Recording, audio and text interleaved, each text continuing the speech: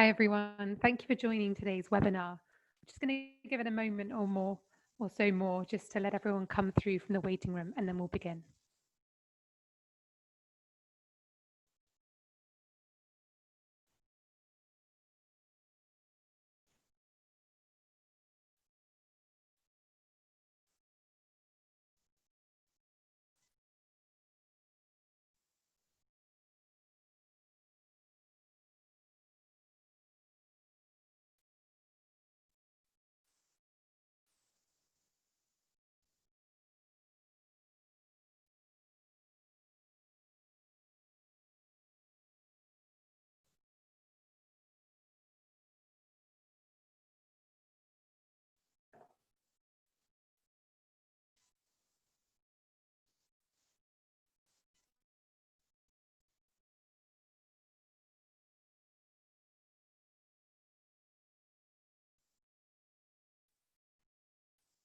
Hi everyone, thank you for joining today's webinar. Just before we begin, I'd like to remind you that this session is being recorded and a link will be made available to members post-event. There will be a Q&A session during the webinar, so at any time, please feel free to use the Q&A button on your screens, or you can use the raise your hand function and we can look to unmute you if you'd like to put your questions to the speakers directly. I'd now like to hand over to Lisa Bertelsen, who's Executive Director at CBBC, to start the session. Lisa.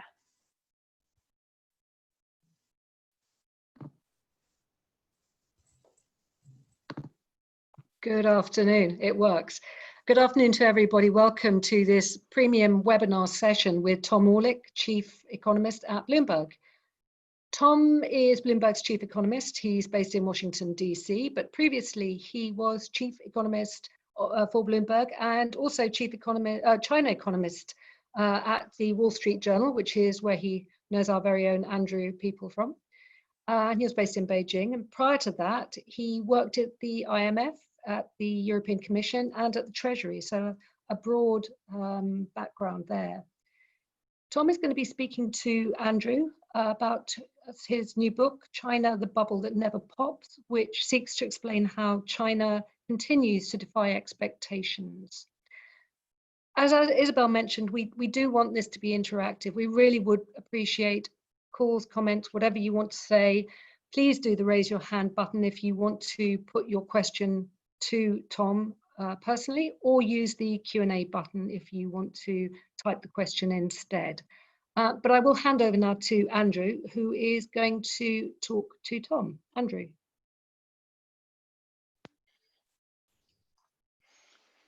Yes, good afternoon, everyone. And thank you, Lisa. Thank you, Isabel.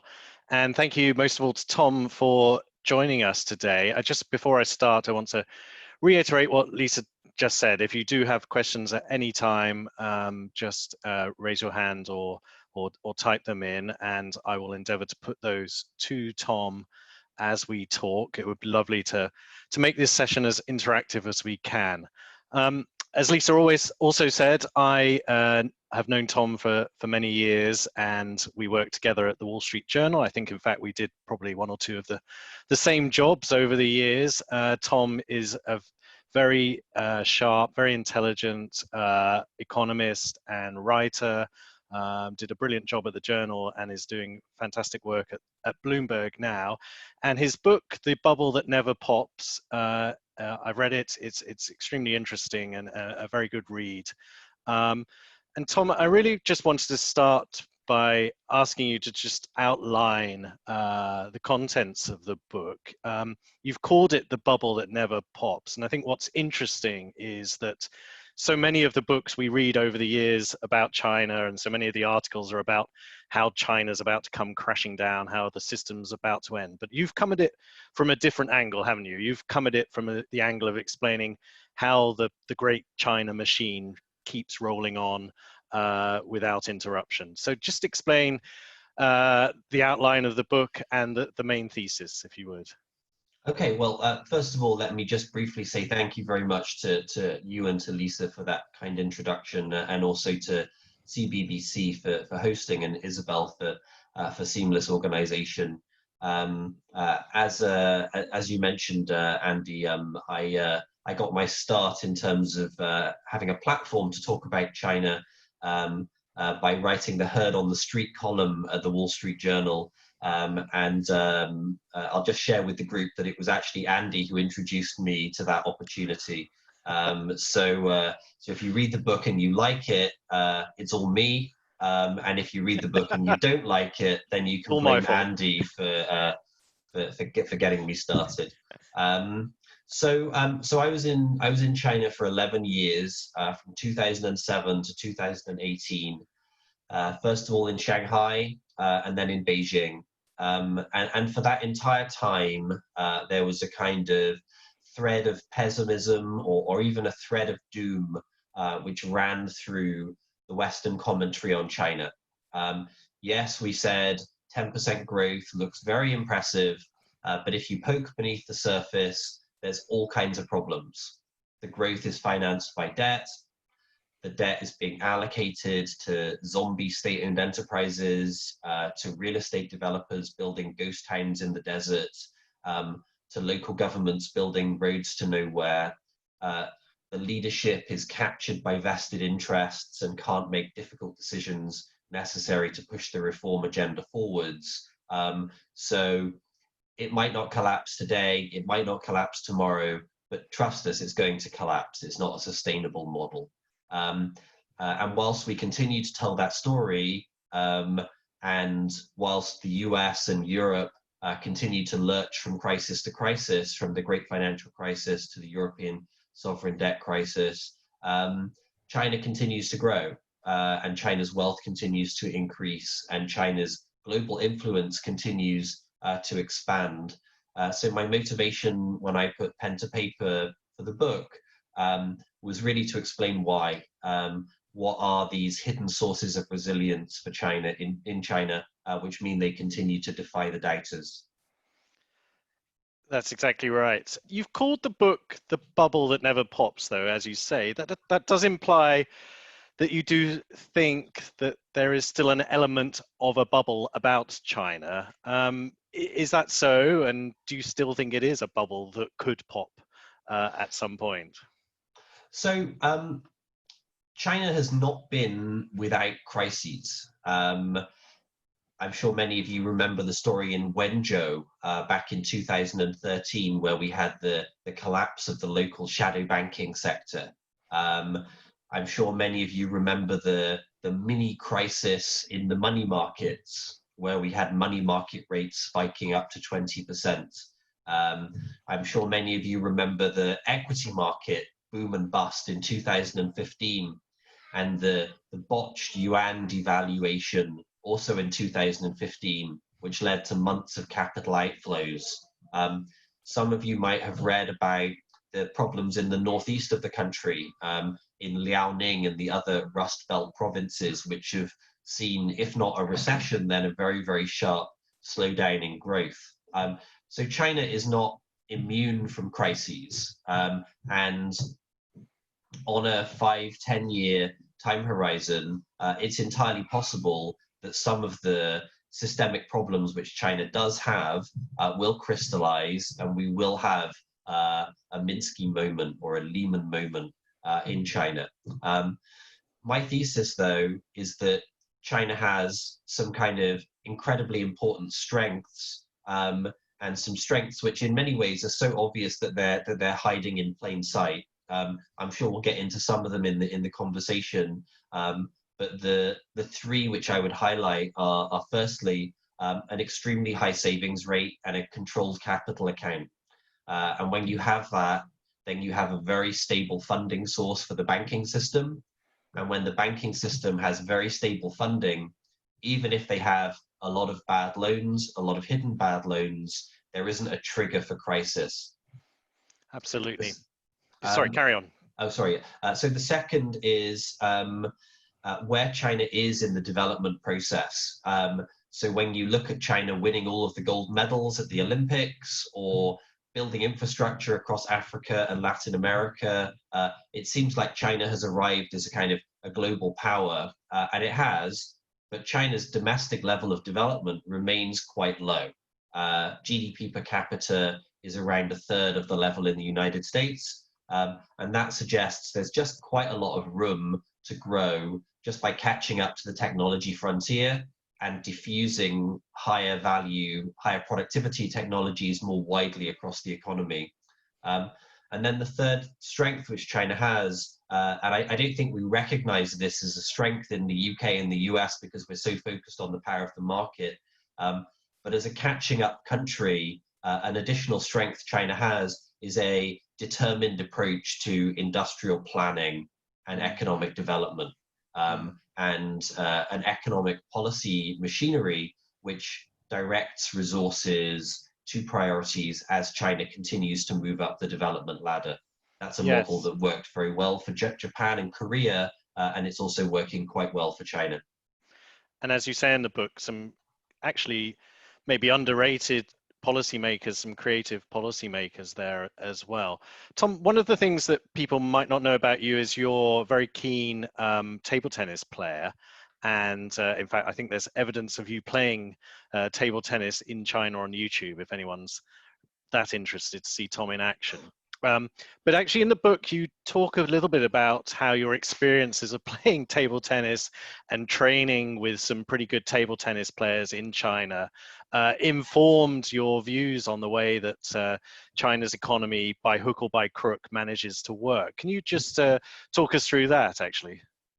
So I'm glad you brought that up, Andy, because I really I have a mistaken pride in my table tennis abilities, and my sort of, if I look inside my heart of hearts, I realized that my motivation for writing the book was at least partly so I could share those YouTube clips of me playing table tennis with as wide an audience as possible. So I did spend a lot of time in China playing table tennis. I played in the headquarters of some of the state-owned banks who all have kind of Olympic standard table tennis facilities. I played in some kind of sweaty basement clubs with local champions. I played with some professional players from time to time.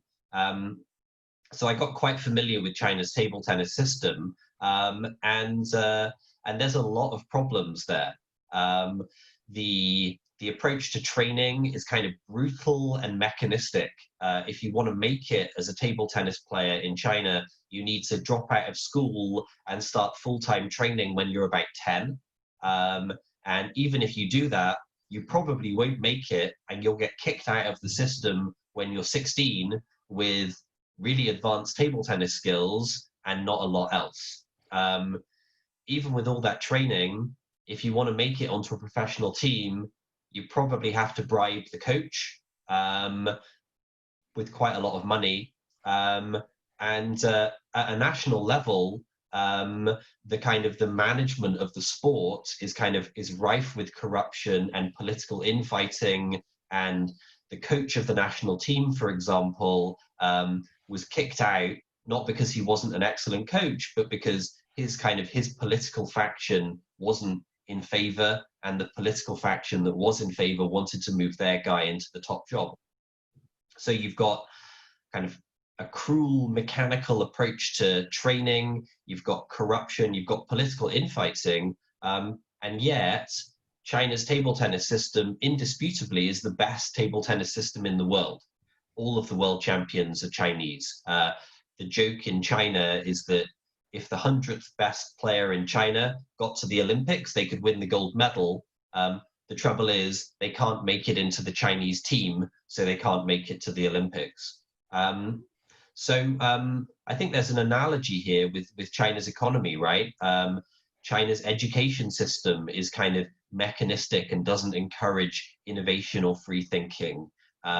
China's corporate space is corrupt and nepotistic. China's political system has factions and infighting, and yet China continues to do very well and to grow. Why is that? Well, I think it's because China's economy also has some of the same strengths as the table tennis system.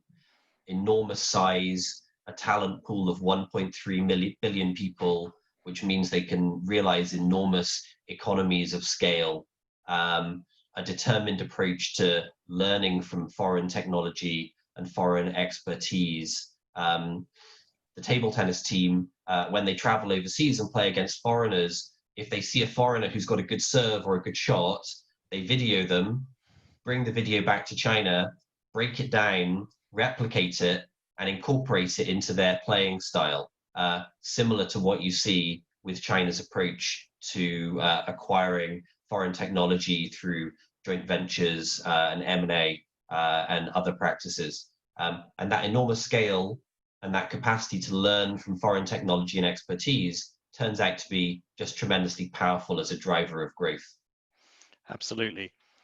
One thing before we move into some of the detail of the book, one thing I often wonder is whether our generation of sort of journalists and economists and so on, we've been so conditioned by the seismic event that was the global financial crisis that we kind of sort of see crashes and disasters around every corner.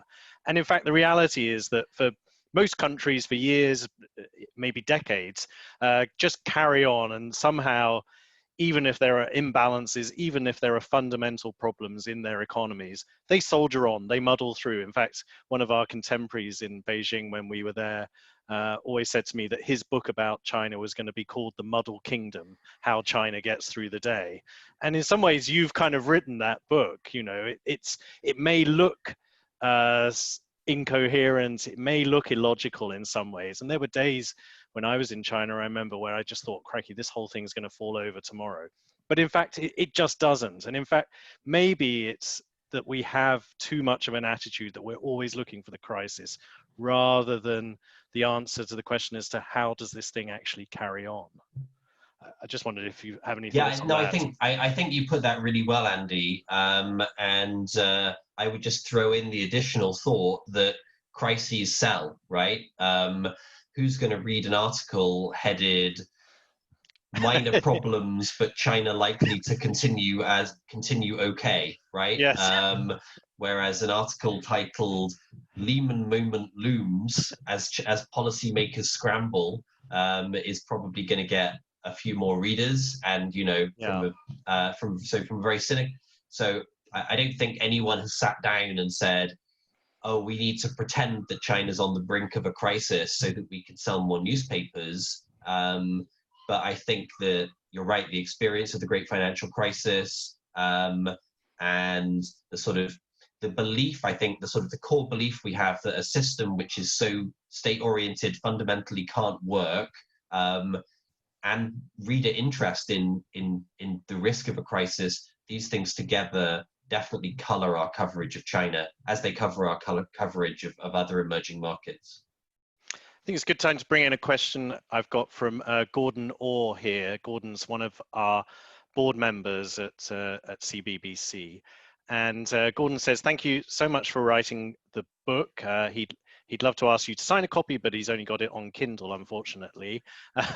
His question is, when you come to write the second edition, though, and I'm sure you will, because it'll be a bestseller, and you add a chapter on the crisis that's taking place this year in China, obviously, and elsewhere, how close has the bubble come to bursting this time, do you think? And is there anything that the Chinese government has had to do differently this time around to counteract that? I think so. I think we're talking about the COVID shock here. Yes, sorry. Yes. And so that's a great question. So COVID, of course, is a human tragedy. It's also an economic and financial stress test. So let's think about what's happened to China's economy in the first half of the year. Well, you had state-owned enterprises swinging from profits to losses. You had real estate developers who couldn't sell any houses, so they started making losses as well. You had local governments who saw their tax revenue and their land sales revenue disappear. And who are the biggest borrowers in China? Well, it's the state-owned enterprises, the real estate developers, and the local governments. So if there was going to be a financial crisis in China, surely it would have come in the first half of 2020, when all of the biggest borrowers ran out of money and so were not able to service their loans. But obviously we didn't have a financial crisis. And if you look at sort of high frequency measures of activity, in fact, China had a shallower drop in activity than most other economies and has recovered faster than most other economies. So why is that? Well, I think it goes to a couple of those sources of strength that we were talking about earlier. So the first one is a banking system which is extremely well funded can extend forbearance to borrowers. They can say, yeah, we know you're in a crisis. We know it's a temporary crisis. You can repay us next quarter or next half or next year. So the very strong funding of the banking system is always a strength. It's a particular strength in a crisis. Second thing I think China has going for it, and this is certainly also a source of inefficiency, but in a crisis, it can be a powerful instrument for kind of counter-cyclical management of the economy, and it's the massive state sector. So what we're seeing in America is all of the private businesses in the services sector letting go of their workers. And so unemployment spiraled up to 13%, and you have a kind of compounding shock of lockdown plus the big drop in demand that comes when people see their incomes disappear. And in China, because the state sector is so big, the government can instruct state enterprises, okay, now is not the time to let go of your workers. In fact, you might even want to accelerate hiring. Now is not the time to stop your investment projects. In fact, when lockdown is over, we want you to accelerate your investment projects. And over time, that kind of use of the state sector as an instrument of counter-cyclical balance, a kind of a macroeconomic instrument, if you like, does add to inefficiencies. But in a crisis, it's rather useful in helping the economy lift out of the slump. Absolutely, absolutely. Going back to the opening of the book, you start the book with an account of Xi Jinping speaking at a financial work conference in 2017. And it's a point at which Xi is calling on the policy elite to get China's debt levels under control. Can you give us some idea of how serious China's addiction to debt has become and why things kind of came to a head in 2017 when Xi is, here's the president of China, the general secretary, getting into the weeds of a financial work conference to really make this plea to get debt under control? Going back to 2008, China's debt to GDP ratio was stable at around 140%. The financial crisis hits, China launches that famous 4 trillion yuan stimulus, which begins an extended period of very rapid loan growth, paying for very rapid investment growth. And that is successful in achieving its first objective, which is saving the Chinese economy from the great financial crisis, but it continues for too long. And by 2015, you have an economy where debt to GDP is around 250%.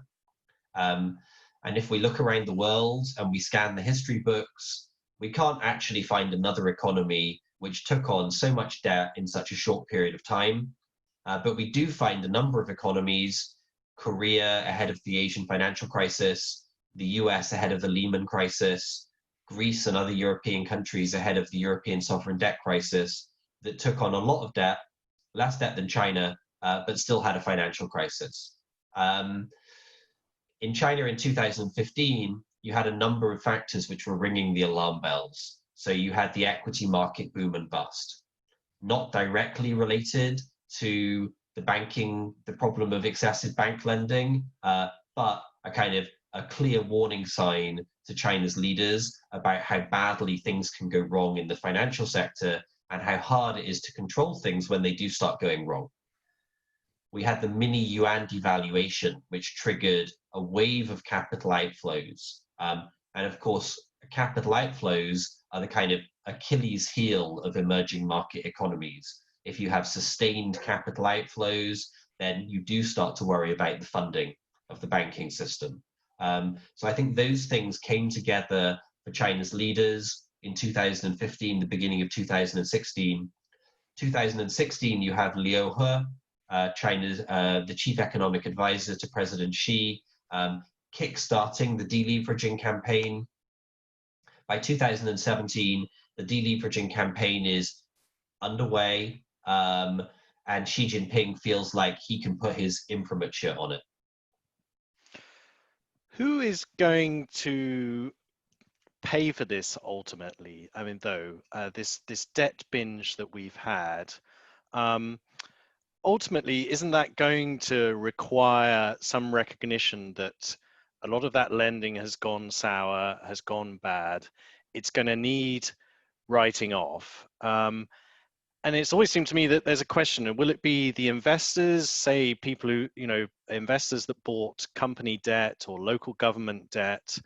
Will they take the hit, or will this come back to the central government? It will have to bail out some of the state-owned enterprises, some of the local governments that have got into too much debt. Where does the bill come due in China? Yeah, that's a really good question, so I think ultimately one of the strengths and weaknesses of the Chinese system is their ability to socialize debt, right? So it's a weakness because it creates a huge problem of moral hazard. Bank lenders, investors always have this underlying belief that they will not face any losses because ultimately the government will step in and make them whole. And that leads to sort of massive misallocation of capital. I'll tell you a story about a conversation I had with a banker from, I won't say which bank he was from, but it was from one of those banks that you kind of think of as having a bit more of a commercial orientation. And so we asked him a very simple question: how do you make lending decisions? And he said, well, we see what Li Keqiang is saying are the national priorities for the year. And then we work out how those national priorities are being implemented as provincial projects. And we see which projects the provincial party secretary is talking about. And then we try and make loans to those projects. So it was basically a kind of a moral hazard based approach to credit allocation, almost explicitly a moral hazard based approach to credit allocation. And that's one of the more commercial banks, as you say. So that wasn't Agricultural Bank of China, which you kind of expect to be kind of thinking along those lines. That was one of the ones we think of as kind of being a bit more market savvy. So it's a huge problem of inefficiency, but the ability to socialize problems or spread problems around is actually also a tool for crisis prevention. If a government owns the banks and owns the businesses, then essentially it owns both sides of the lender-borrower relationship, and that enables the government to get everybody in a room and try and resolve problems before they blow up. We have seen in the last couple of years, though, some evidence that maybe the authorities are trying to introduce the idea, at least into the markets, that what they're investing in, they shouldn't rely on the government to bail out everyone. I mean, we've seen people like, is it Bank of Baoshang defaulting on their debt? Some of the state-owned enterprises have defaulted on debt. So it's introduced the idea, at least into the markets, that debt defaults can happen even with companies that are government-owned or government-backed. Why haven't we seen that leading to a big repricing of credit risk in China's financial markets yet? Is there still that assumption that government stands behind it all? That's a really good question. So maybe I'll share another conversation I had with a bond investor in China. We were traveling in Guizhou province, actually, and we happened to be speaking to a bond investor on the day when there was one of the first defaults by a local government financing vehicle. Those kind of the big shadow borrowers in China's local government that people have always said are kind of one of the biggest sources of risk in China's financial system. So So we thought, this is a very exciting moment. It's a default by a local government financing vehicle. There will be a repricing of risk across local government borrowing. Potentially there will be a wave of further defaults. This could be a kind of a moment for China, right? So we put this to this bond investor, and he sort of looked at us in a kind of puzzled way and said, no, that's not going to happen. This isn't a provincial local government financing vehicle. This is a city local government financing vehicle.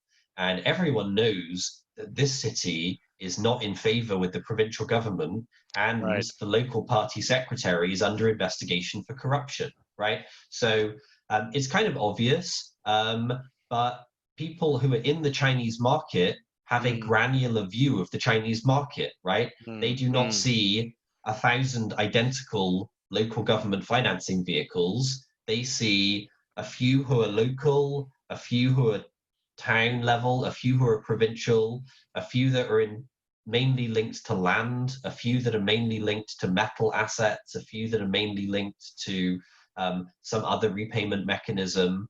And so they have a much more granular view of what's going on. And so what that means is they don't see this failure as a trigger for repricing across the entire system. They see this failure as a trigger to reconsider this, and this, right? It's much more specific.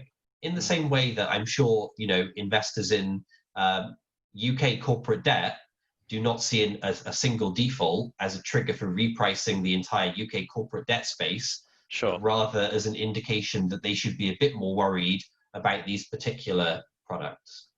Absolutely. Now you make the point also in the book that even though there's been this debt binge and potentially large scale misallocation of capital, there has actually been plenty of investment in things like infrastructure that maybe don't have obvious near-term returns, but do have value to society, maybe in the short term, and maybe even over the long term, they have financial value. Where does the balance lie, do you think? Do you think overall the investment binge that we've seen over the last decade that's sort of now, coming to an end, but where does the balance lie? Has there been large scale wastage here, or has quite a lot of it actually been productive, either in the long run or medium term? Yeah, that's a great question. So there are some aggregate numbers we can look at, right? So we can look at the ratio between lending and output, right? So basically the debt to GDP ratio, and that continues to deteriorate. So that makes it looks like credit is being allocated increasingly inefficiently. We can look at the ratio between capital spending and output, and capital spending remains very strong and output continues to slow. So that suggests that capital spending is being increasingly inefficiently allocated. So there are certainly some troubling indications. At the same time, I think when you are a country which has a GDP per capita level, GDP per capita of at a third of the US level, there is a fairly obvious development path ahead of you, right? And there is a lot of low-hanging fruit to be plucked. And that's why I think, more comfortable than many others with China's state-oriented system, right? When do you need the market to allocate resources? Well, you need the market to allocate resources when you are at the productivity frontier, right? When you are a long way from the productivity frontier and there is a path ahead of you which has been mapped out by Korea and Japan and further forward by Germany and the United States, then I think you can actually have a continued role for industrial planners and state-owned banks and state-owned enterprises in allocating resources as you walk down that path. Yeah. Just want to remind everyone listening in that there's the opportunity to ask questions whenever you want, and I'll try and weave them in. We have a question actually coming from Avi Nagel, who covers the financial sector for CBBC. he asks, every month there's predictions of China's upcoming bust, as we obviously know from your book, Tom. And it's often cited along with latest data on the financial system. But what would it look like if China's economy was really in serious trouble? How would we know, is Avi's question. That's actually a really good question. And of course, as everyone knows, there are well-recognized questions about the quality of China's economic data. And there is increasing difficulty in accurate reporting on China. I'm sure many of you, like me, have seen with concern the recent decision to expel journalists from the Wall Street Journal and New York Times and Washington Post. Of course, local news operates under some fairly strict controls. I think it's a legitimate question is, if a financial crisis happened in China, would anyone notice, right? A few things that I would pay close attention to. So in particular, my sort of an important part of my thesis is that the funding for the banks is stable, and because the funding for the banks is stable, the trigger for a crisis is not there. How do you gauge the stability of funding for the banks? Well, you look at the 7-day repo rate. The 7-day repo rate is the price that banks pay to borrow from each other. It's kind of the beating heart of China's financial system. And what we've seen is that there was a significant misstep back in, Andy, you might have to remind me, was it 2012, the money market crisis? 2013, I think. 2013, okay. I'm just going from your book, actually. Okay. So there was a significant misstep in 2013, and the People's Bank of China, for a moment, lost control of the money market rate, and it went all the way up to 20%. Since then, they've controlled it very effectively, and it's remained low and stable. So one gauge of stress in China's financial system, one kind of market-based measure of whether things are basically okay or whether things are about to unravel, is that money market rate. If you see that spiking, then that's a sign that there's imminent problems. Which in a sense is what happened around the time of the global financial crisis, right? The interbank interest rates spiked up in Western markets. I had a sort of related question to that. I mean, how crucial do you think China's capital controls are? I think you cited it as a major factor here. It always seems to me that if you can kind of keep the money going around the system and it's not leaking out, then kind of China can carry on. The danger will be, as we sort of saw a bit, as you said, in around 2015, that if that money starts to flow out and get through those capital controls, that could be another big danger sign here. Yeah, no, I think that's absolutely right. So the son of one of China's most senior leaders, himself a senior executive in the financial sector, once said that given China's fragile financial system, opening the capital account would be to jiao se, to seek death. So I think at the highest level of China's government and China's financial system, there's a recognition that capital controls are kind of a crucial component of the system and a crucial kind of support for stability. The mistake I think we make often when we look at China is that we think that China just has an on switch and an off switch, right? We think there is an open capital account or a closed capital account. Right. And the closed capital account is bad because you have kind of financial autarky and bubbles, and an open capital account is bad because you have capital flight and a crisis, right? And China has to pick one or the other. And what China does very well is kind of find a shade of gray in between black and white, right? So they say, yeah, we don't want a completely open capital account. We don't want a completely closed capital account. We want some types of capital flows. So first of all, we want FDI, because that is long-term stable investment, which helps us build up our industrial base.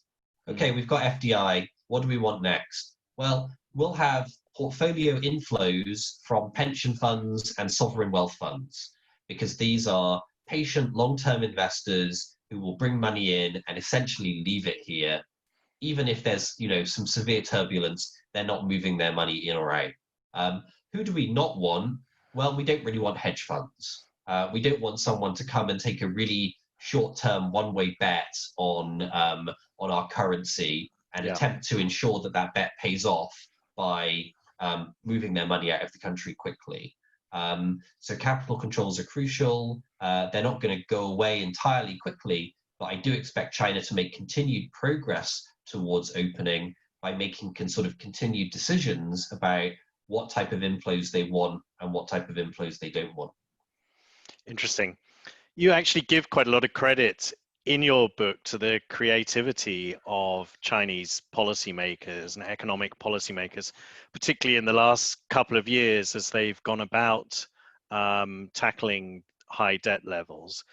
What steps would you highlight that have been particularly effective in the moves that they've made? So yeah, I mean, I think one of the issues with the way we think about China is that we think about China we sort of view China through a kind of red mist, right? Sort of an angry red mist. They are an authoritarian country. We are democratic. They have a state-dominated economy. We have a market system. And when we view them through that kind of red mist, we do not give adequate recognition to the things they do get right in terms of their management of the economy and their management of the financial system. So I actually give them quite a lot of credit for getting things right on the economy and the financial system. Clearly not everything, right? The equity market collapse in 2015, that was a serious misstep. The yuan devaluation in 2015, that was a serious mistake. But just thinking about sort of the big picture, in 2017, when Xi Jinping stood up in front of the Financial Work Conference and said, financial stability is the basis of national stability, and we need to delever, I think that was in itself a remarkable thing, right? I can't think of many countries in the world where the leadership at the most senior level has got out ahead of this kind of problem, right? Certainly, if you look at the US in 2006, 2007, George Bush was not out in front of this saying, there's a problem with subprime mortgages, we need to deal with it. He didn't speak about it at all. And the economic officials who did talk about it were saying, this is the market is wise, we will not interfere. And of course, that turned out to be a serious mistake. So the willingness of China's leadership to see a bit further forwards and to recognize there is a problem coming down the line and to move the machinery of government to try and address it before it blows up. It doesn't guarantee we're not going to have a crisis, but I think it gives China a stronger chance. Absolutely. Now, one thing we haven't yet talked about is the trade war and the growing tensions between China and the US. I guess in a way, one of the bets that the American leadership made was that, starting a trade war with China, I mean, Trump himself said trade wars are easy to win. But it hasn't derailed the Chinese economy yet, clearly. I mean, it's hard to sometimes strip out the effects of COVID, the effects of the trade war and so on, but that seems to be the case. How much of an impact do you think, though, it has had on Chinese growth? And where do you see the trade war sort of going next? So it's funny, isn't it? I'm in 2018 and 2019, we were all obsessed with the trade war, and we were sort of writing, voluminous analysis using elaborate economic models, and the conclusion was this is going to shave 0.4% off China's GDP growth, right? And that was at the time a disaster, right? Or at least a serious thing that people needed to think about. And now, in the context of COVID-19, it all seems rather silly, right? Because China's economy just contracted 6.8%, and the US, we think, will contract 6.5% this year. So trade wars are certainly not good and not easy to win and not good for growth. But even relatively large-scale trade wars, like the one between China and the US, in the light of COVID, have a fairly marginal impact on the macroeconomic aggregates. I would like to speak briefly, though, about what I think is signs of a further shift in China-US relations, which I'm sure members of the China-Britain Business Council are already paying close attention to. So even when the trade war was going on and tensions between the US and China were extremely high, there was still a couple of significant positives, right? So the first one was President Trump was always careful to say that he respected China and he liked Xi Jinping and he wanted to do a deal, right? And the second was, well, the underlying objective of the trade war was to put the trade relationship on a more sustainable basis, right? The underlying objective was, yeah, we want to do trade with you. We just need to deal with these issues of IP theft and market access and other things, so we can trade on a more sustainable basis going forward. Now, if you read the recent speeches by Secretary of State Pompeo or Attorney General William Barr or National Security Advisor Robert O'Brien, that is not the tone or the message which is coming through. Putting it crudely, but not much more crudely than those three guys, they're talking about an existential conflict between two fundamentally opposed systems. Pompeo talks about a Chinese communist state which seeks global hegemony. If that is the new kind of framing of the relationship between China and the United States, I think actually we could be looking at a deterioration in relations, which is much more serious than the one which we saw during the trade war. Because if you think you're facing off against a kind of an existential threat or an enemy with whom you have kind of basically no common interests, then what's the point of having any kind of trading relationship or any kind of financial market relationship or any kind of diplomatic relations? Yeah, I think it is extremely worrying, and actually we have a related question here from an anonymous attendee of today's webinar, but they ask, now that you're based in DC and you have greater insight into US politics and the Congress, how much of a pivot do you see could be possible should Biden win the White House in November? Or is this rhetoric, this anti-China rhetoric, and to the extreme that we've seen, obviously, as in those speeches that you mentioned, is this rhetoric shared right across the House? And can we expect more of the same US-China tensions, irrespective of who wins the election? Yeah, that's the $1 trillion question, isn't it? Yeah.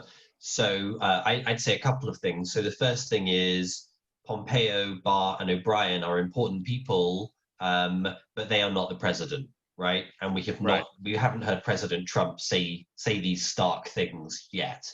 So that's important to keep in mind. Second question is what happens in November? Well, we don't know. It's entirely possible we'll have a second Trump administration, in which case we probably assume that relations continue to deteriorate. If we get a Biden administration, I don't think we're going back to the Obama era, right? I don't think we're going to go back to the Obama era, where basically the view was that China is our friend and is on a positive trajectory in terms of its development as a market economy. I think that is now sort of broadly viewed as a sort of that framing of the relationship, I think, is now broadly viewed as a mistake. So I think we would continue to have an adversarial relationship between China and the United States. At the same time, I think it would be adversarial but managed, right? If you want to sort of say it in a really positive way, you could perhaps say that Donald Trump likes to catch his opponents off guard with his unpredictable tactics. But if you want to say it in a less positive way, you could say, actually, the US approach to China relations is extremely haphazard, unpredictable, generates unnecessary uncertainty, right? So if we move into a Biden administration, of course, I don't have a crystal ball on this, but I would anticipate that the relationship would remain sort of broadly adversarial, but it would be more constructive in the sense that there would be a kind of a procedural and managed approach to dealing with differences, and so a stronger possibility of making progress and resolving some of the differences. Whilst we're being mildly optimistic, I mean, we have seen, notwithstanding some of the headlines around China, there have been steps, like it has been opening up sectors like financial services to greater foreign investment, the auto sector as well. Do you expect more movement on that front? Do you think either partly because China needs more foreign capital and expertise, and partly because it obviously wants to show willing in this sort of economic clash that we're seeing? I mean, and particularly thinking of our members, do you see potential for more opportunities for investment in China and for foreign companies to progress there? Yeah, I actually thought that was, I think the two things which you mentioned, Andy, the financial sector and the automobile sector, I actually thought they were rather remarkable steps forward by China, right? Historically, the financial sector has been closed. You have sort of a few banks like HSBC and Standard Chartered that kind of sort of have a tiny presence in the market. You have some JVs with the foreign investment banks as sort of the junior partners. But the Chinese financial sector more or less entirely closed. And the automobile sector, sort of famously a sector where China has national ambitions and only lets foreigners in as the junior partners in joint ventures, with the assumption that they'll be sharing the blueprints and sharing the technology with their Chinese partners. So I thought that the opening of the financial sector, the opening of the automobile sector, which I guess is now a year or two old now, were both sort of big announcements by China, and it's a measure of how much the relationship has deteriorated, that they basically passed without notice, right? I it was very underreported. Very underreported. I understand that. I think I'm recording. I understand that the US had a delegation in town. And the Chinese said, "Hey, we've got these two big announcements. Do you want to make these big announcements?" And the US said, "No, we don't want to make these big announcements. The message is conflict, and we don't want to announce these, even these."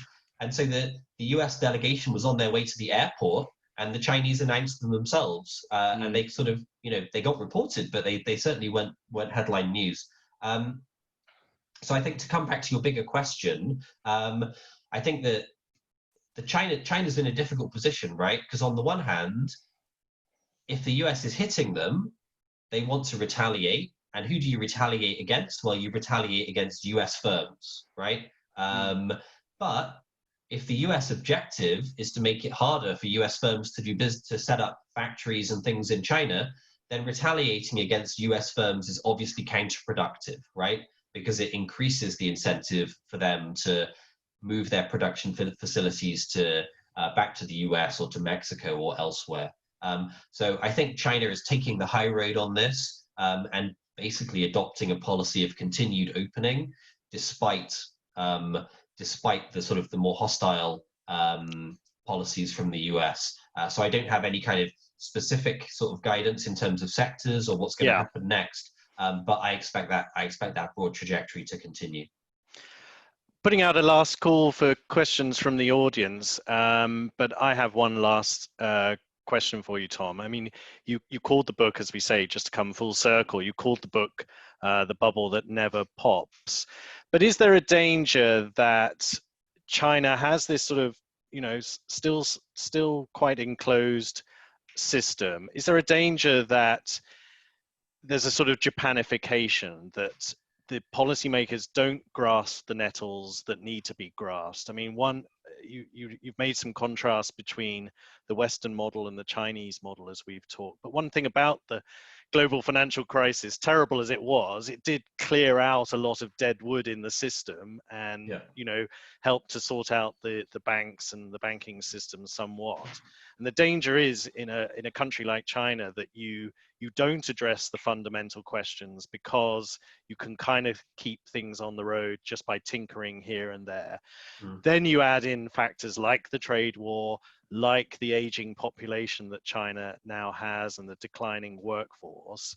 And you wonder, yes, maybe it doesn't pop, but maybe it sort of starts grinding into a sort of pretty slow, turgid kind of growth like what we've seen in Japan over the last 20 or 30 years.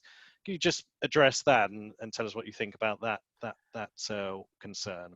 Yeah, that's a great question. So I think the first thing to say is we'll see what happens after COVID, right? So let's not forget that the Chinese economy just contracted 6.8%. Will it now bounce back to 6%? Or will it bounce back to 5%? Or will it bounce back to 4%? We actually don't know, right? So I think it will be important to see where growth settles after the COVID shock. It could be a moment where China's policymakers say, yeah, actually, we think steady state is closer to 5 than it is to 6. So that would be important. So the second thing to say is broadly speaking, you can imagine 3 trajectories for China, right? There's a glide path down where you go from 6% now to 4% in 2030. And that requires continued success in managing financial risks and continued success in increasing the efficiency of the economy to offset the drag from a shrinking working age population. And then you have the Japan path that you just set out, right? Where the accumulated inefficiencies and the lack of energy in reform mean that we don't have a crisis, but we just grind down more quickly, right? And so perhaps growth in the 2020s doesn't average 5%, perhaps it averages 2%. Yeah. And then there's the financial crisis model where you have a kind of a Lehman moment. So my book basically puts the probability on the glide path, right? But if we look at the other 2 possibilities, the kind of the Lehman shock versus the Japanification, certainly there's a higher chance of Japanification. Why is that not my base case? Well, there's a couple of reasons. So firstly, Japanification in Japan happened when Japan was at 85% of US GDP per capita. Right. So they basically already caught up, right? The space to catch up with the productive technology and diffusion of that technology across Japan's economy was basically used up. China's GDP per capita, 30% of the level in the US. So still a lot of catch-up space. Second reason I'd point to is that China followed the Japanese development model on the way up. They have also learned from Japan's failures on the way down. So what happened in Japan's lost decade? Well, firstly, there was no demand stimulus from the government. The Ministry of Finance did not run a fiscal stimulus in Japan in the 1990s. China is running an aggressive and sustained fiscal stimulus. What else went wrong in Japan in the 1990s? Well, Japan was very slow to resolve problems in its banking sector and its corporate sector. It allowed bad loans to fester. It allowed zombie firms to continue. China's deleveraging agenda and China's supply side reform agenda, you can see as part of a coherent strategy to address those problems, right? The deleveraging agenda gets rid of the bad loans in the financial system. The supply side reform agenda slays the zombie firms. So I don't rule it out. There's a lot of problems in China. There's a lot of inefficiencies. The trade war certainly isn't going to help. Reform momentum certainly is not particularly impressive right now. But I would still bet that they can avoid Japan's path for the next few years. Tom, we've run out of time. I love talking about these issues, and there's nobody I like talking to them about more than you. You've been fantastically clear and lucid on this topic. Thank you so much for that. Once again, I'd recommend to the audience, if you want more of this sort of clear insight into how China's economy works and what keeps it going and the pressures that it faces, but also the advantages that it has, then do read Tom's book. It's well worth it. Thanks once again. It's been great to catch up. It's been great to have you join us today, Tom. Thanks so much, Andy, and thanks very much to Lisa, Isabel, and everyone at the CBBC as well.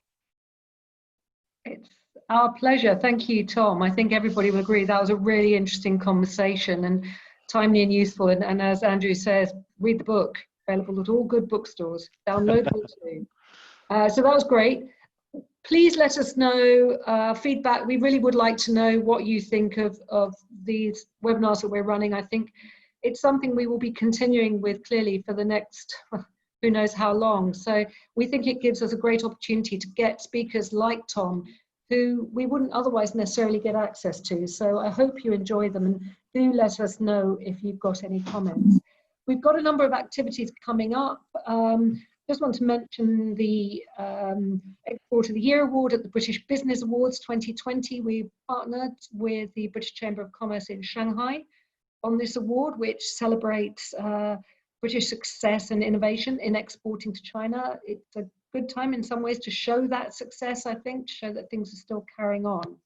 We've also got quite a lot of activity, as I mentioned earlier, want to carry on with these. So information is not available yet. We will be sending out, or Isabel will be sending out details in due course over the summer. But we've got a conversation with Professor Rana Mitter and Evan Medeiros. We've got Jörg Wüdke from the EU Chamber. That would be very interesting as well. And another book conversation, From Factory of the World to Superpower, a conversation with Dexter Roberts. And there's more. So keep a lookout. Do read the policy updates we send out to you. Do read the newsletters, because there's a lot of information, not least at the moment where so much is going on. So thank you very much for joining us today. Thank you again to Tom and to Andrew. Thank you to Isabel for arranging, and thank you for participating.